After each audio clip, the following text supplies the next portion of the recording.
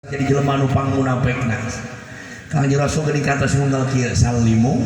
alal yahudi wan nasara. Bener sih bener kieu. Teu naon-naon maneh uluk salam ka Yahudi jeung Nasrani. Tapi pahamna aya dua cenah. Teu naon-naon maneh uluk salam ka Yahudi sabab salam teh doa. Artina assalamu ari kasalamatan alaikum pikir maneh kabeh warahmatullahi wabarakatuh keberkahan Allah. Jadi cenah kieu pahamna sugan we barang urang uluk salam ka Yahudi eta Yahudi teh dipaparin jalan kasalamatan daekeun asup Islam. Ngan ceuk ulama eta mah tong dipake mun rek dipake mah nu kadua teh nya teu naon maneh uluk salam ka Yahudi ngan kumaha sinna ganti ku sin gede lamna piceun mimna tasdidan jadi assamu alaikum tari hartina assamu alaikum mortar sia kafir kieu. Pelebadinya abdi teu reuas abdi ge tapi reuas teh ka dieuna wala tusallimu alal yahudi ummati kade maneh ulah daek uluk salam ka Yahudi jeung Nasrani umat kami. Saur sahabat kilaman hum ya Rasulullah Gusti saha Yahudi jeung Nasrani umat saya teh qala saur Kangjeng Rasul alladzina yasma'unal adzana wal iqamah wala yahdurunal jamaah nyaeta jelema anu ngadenge kana adan di kana qomat tapi teu dekeun bantok ka masjid salat berjamaah eta Yahudi jeung Nasrani umat kami. Berat. Ini jom dikieu euy. Kumaos. Daun. Aman balik aman. Dipegat.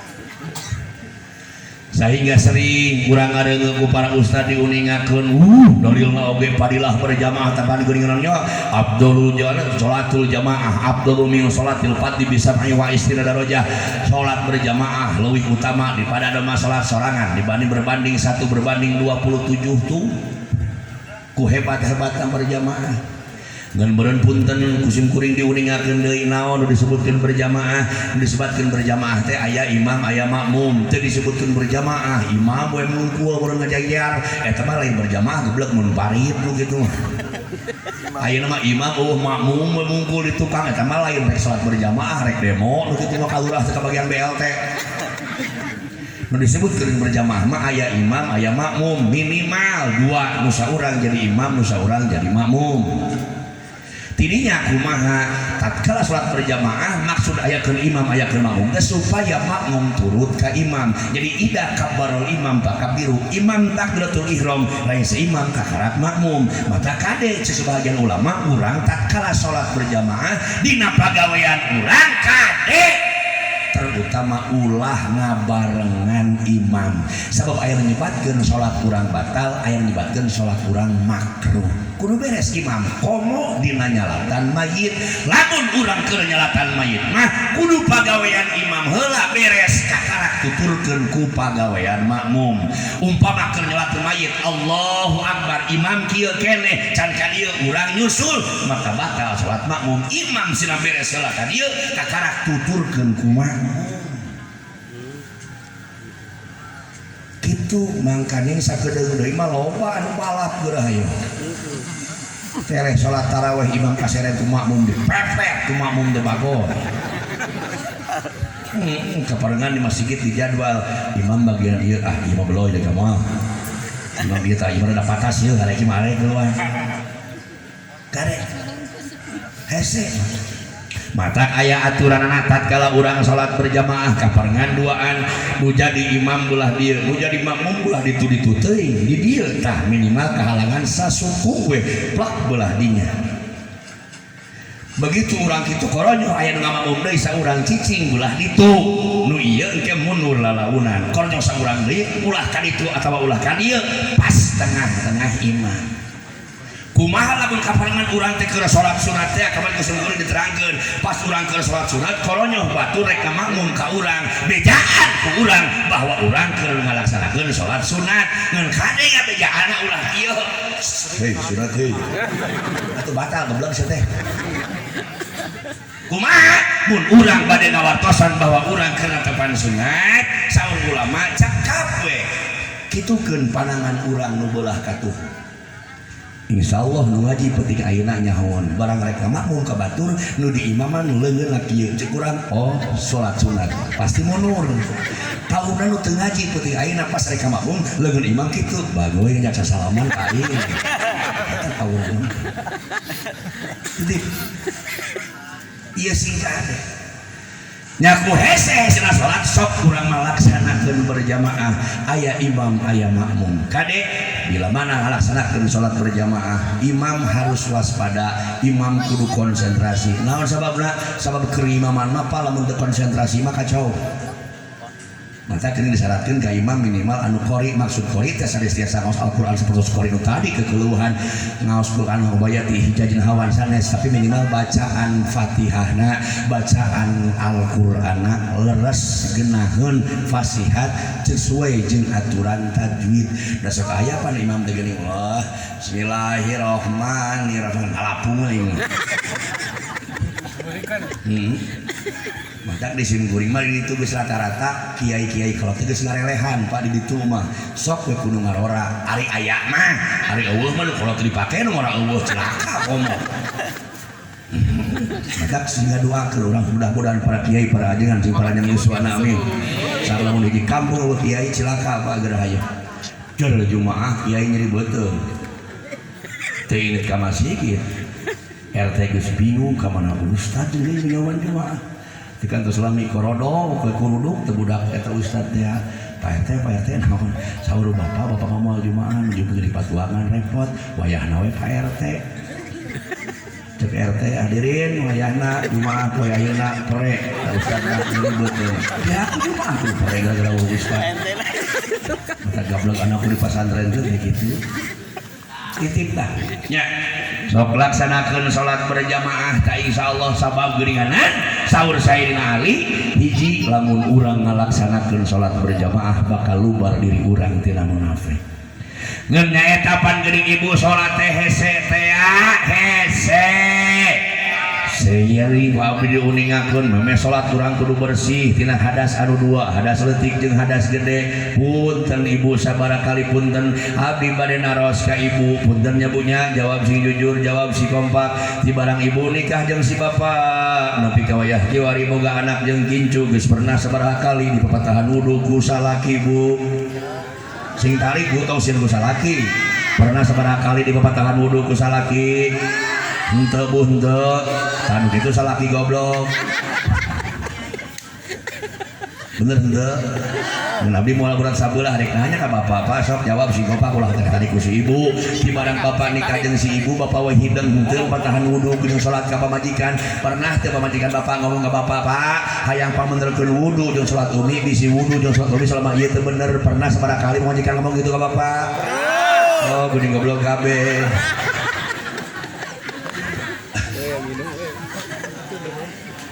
mata pancasna mun aya waktu cek urang ka pamajikan nyi ka dieu sakedeung aya naon Kang mumpung budak eueuh yuk urang diajar salat Kang ieu teh pan kakarak jam 8 beurang heukeun wae dan niat diajar mah moal naon-naon bener Kang moal naon-naon moal raka Kang moal nya kurang akang teh jual topek di mana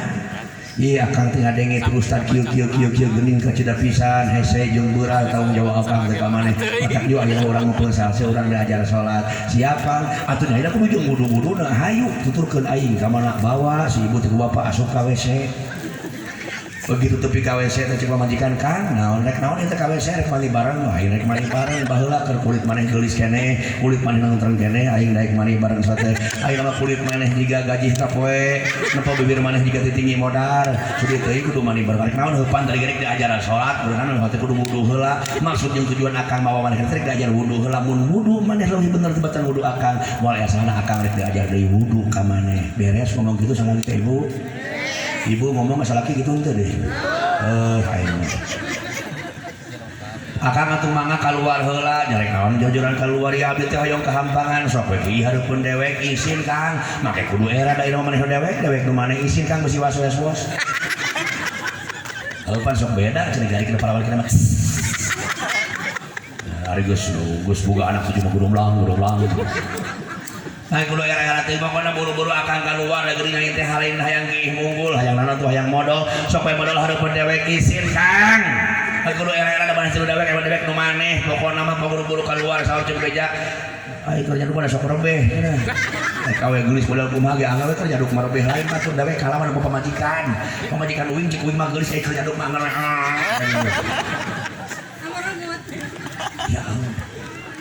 naon sababna sok sering abdi uningakeun di mana-mana ya Allah ya Rabbana Pak urang mah heulaanan ka pamajikan teh ulah nyebutkeun masalah wudu jeung salatna cacakan kahampangan jeung kaabotan Islam aya aturanana bahkan mun geus boga salaki kawajiban salaki kudu mapatahan kiih jeung ngising ka pamajikan jeung kuring rek nanya Bapak geus pernah sabaraha kali mapatahan kiih jeung ngising ka pamajikan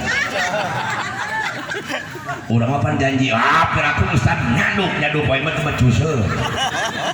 memang Pak tapi kawajiban Ustaz di kosong sim kuring pernah pasin demi Allah lagi mapatahan pamajikan nyaduk jeung kieu aya aturanna sering lu abdi uningakeun di mana-mana da urang mah jelema Islam itu akan kena jeung aturan Pak ulah boga sangka ngiceup urang ngarenghat urang diuk urang leumpang urang teu keuna ku hukum keuna bahkan dina Islam tombol ning ibadah cacakan kahampangan kaabotan ge aya aturanna mana sok atuh beuting ayeuna urang diajar nyaduk kalah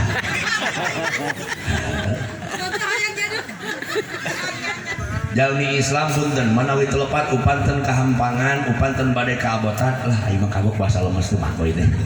dalam bahasa palabuhan we lamun jalmi Islam arek kiih jeung ngising tah kitu nu nomor kahijina ceuk aturan manawi telepat mun jalmi Islam bade kahampangan bade kaabotan nu nomor kahijina kade ulah rek kiih jeung ngising bari nangtung hiji dipikir kusim kuring palembah ngising moal mungkin bari nangtung sabab berngising mah liang tahi kudu muka bari nangtung mah pasti rapat berarti beren kudu bari nago kakarak liang caduk muka cek budak satri yunti ju nyaduk bari nago nun palebah kahampangan keur awewe moal mungkin bari nangtung meureun ramisak mah urawehan nu biasa ki bari nangtung teh saha nu biasa ki bari nangtung teh saha nu biasa ki bari nangtung teh saha dengekeun sia lalaki tukang ki bari nangtung mun aya di alam dunia manusia sok dae ki bari nangtung najan teu minang paeh sub ka alam kubur moal diengkekeun langsung dijecek ku siksa kubur mun manusia di alam dunia sok dae ki bari nangtung denge sia mangkane urang mah keur bawa motor ti dieu ka datar nangka teu kuat hayang kiih neangan nu jempling standarkeun motor salingker kana tuangan nakal kai buka ratingna ser sintrekan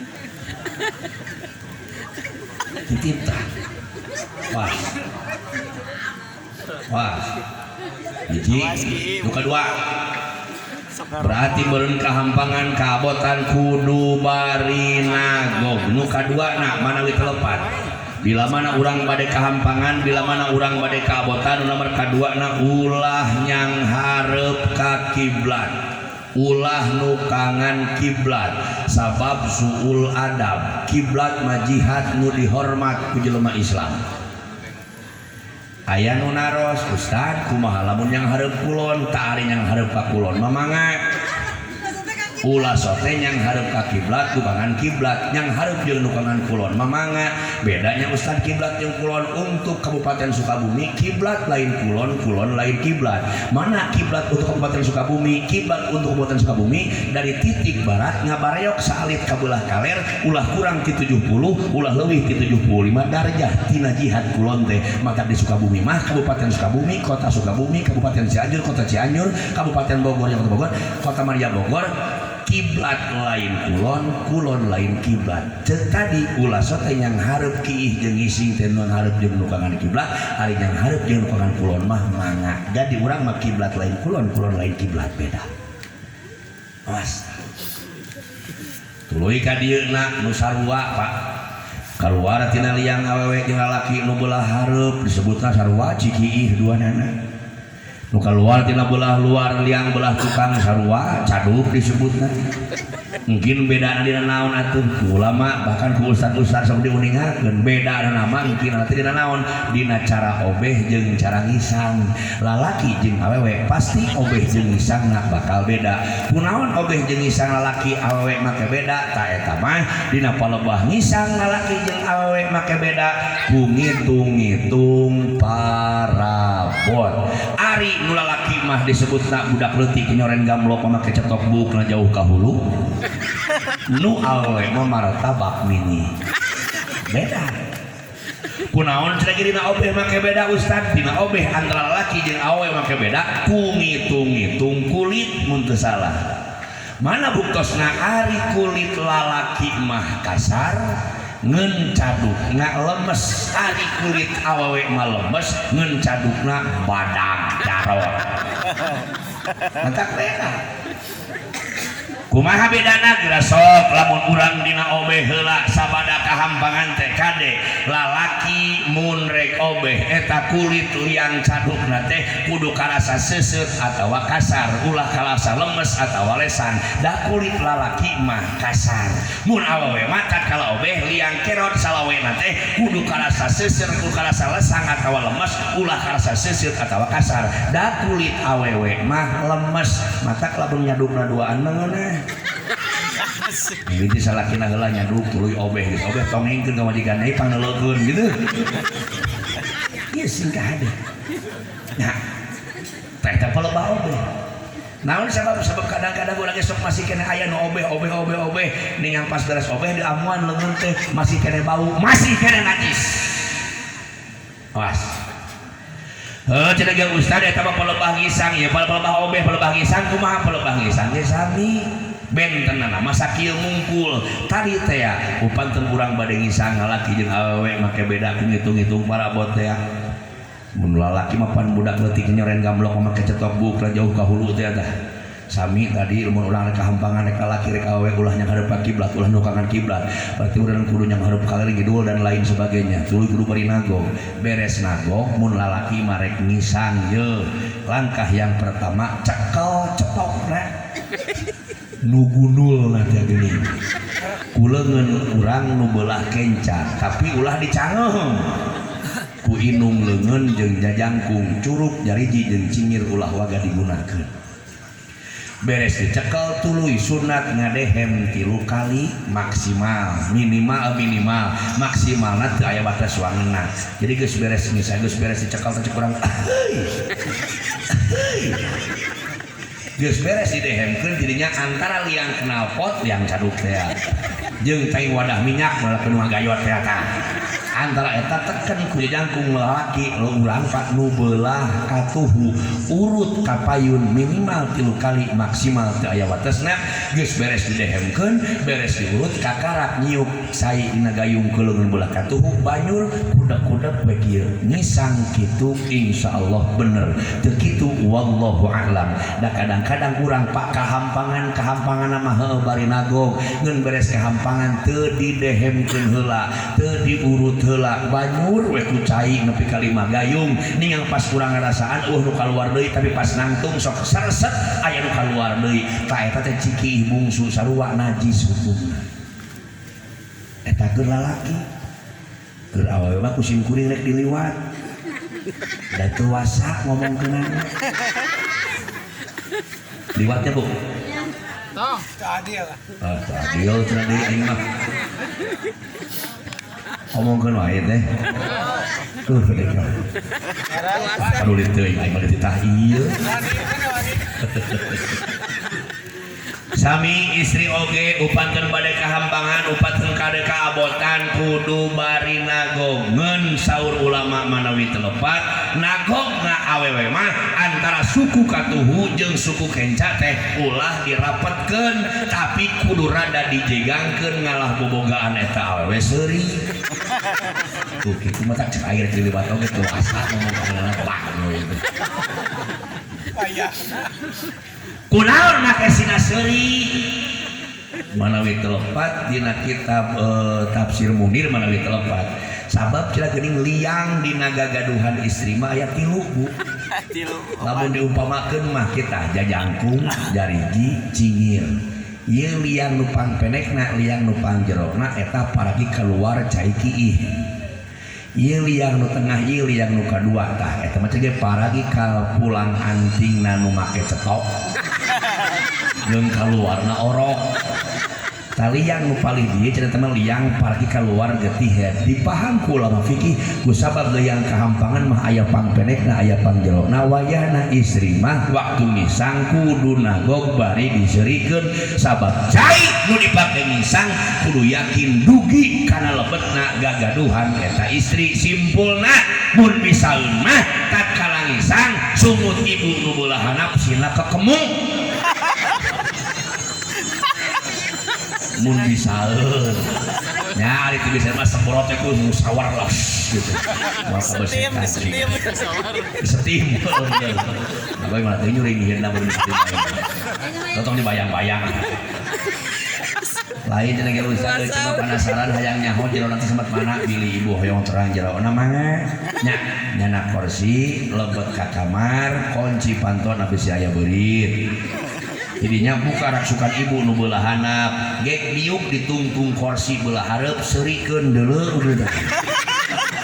nu katingali lebetna paleba ibu keur calik itu tapi kadinya cai nu dipake ngisang kudu nepi ustad teu katempo cenah geuning kitu mah ibu mah ripuh da beuteungna gede teuing hayang keukeuh nempo atuh gampang tajong kursina cokot kaca eunteungna gog serikeun eunteungan nu katingali dina lebet eta eunteung tapi kadinya cai nu dipake ngisang kudu nepi bahkan punten kangge istri mah aya tamihna sanes tiba ukur bade ngisang mungkul kudu lebet kana jero gagaduhan ibu teh tatkala ibu adus rek beres damel jeung caroge rek adus wilada rek adus nifas cai nu dipake eta kudu tepi kana gagaduhan kana lebetna gagaduhan ibu matak adusna emang ulah bari nangtung tapi kudu bari nagong naon sabab lamun nangtung mah beuneuran lain calangap seuri balem yakin moal kebesekan moal asup ka jero awas tah Kabusek lami kene naon bu ka ustad wani nipu demi ge jam 9 aku mah kasalakinan titik tah ya Allah ya Rabbana ade ieu ku hese-hese tah cenah ge ustad menikah pohara ngisang-ngisang jeung obeh-obeh wae ge menikah kudu diomongkeun punten sering gua abdi uningakeun Kangjeng Rasul kantos Pak Mapah sareng sahabat pas di dua kuburan Kangjeng Rasul diren saur sahabat Gusti Rasul kumaha make diren di dieu pan ieu teh kuburan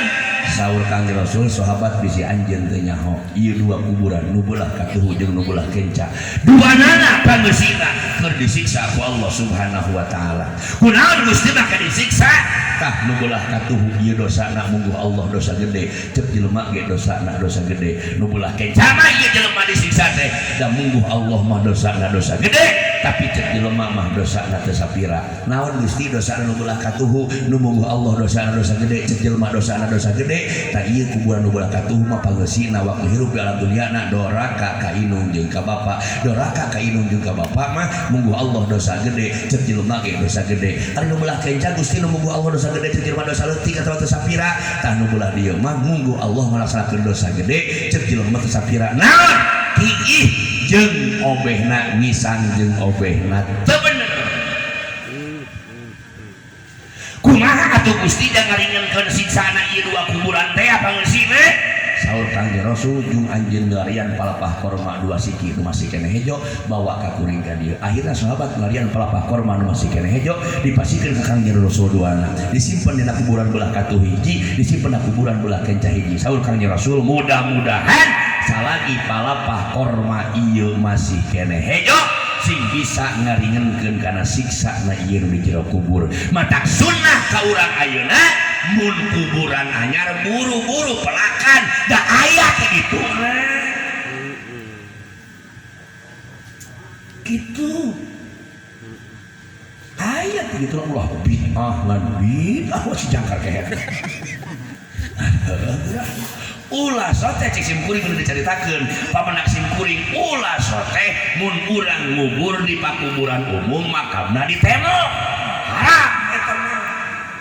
mun di makam urang tanah urang pribadi mah mana tuh sawios-wios rek diagringkeun cara masjid ieu ge ari di makam umum mah teu kuring nu dicaritakeun da pamanah kuring teu meunang di makam umum makam urang makam keluarga di tembok haram hukumna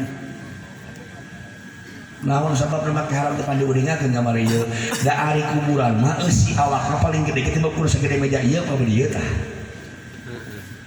Tapi lamun ditembok geura hayo beleg saayana tanun di dieu teh kadang-kadang di sana terasa tengah gede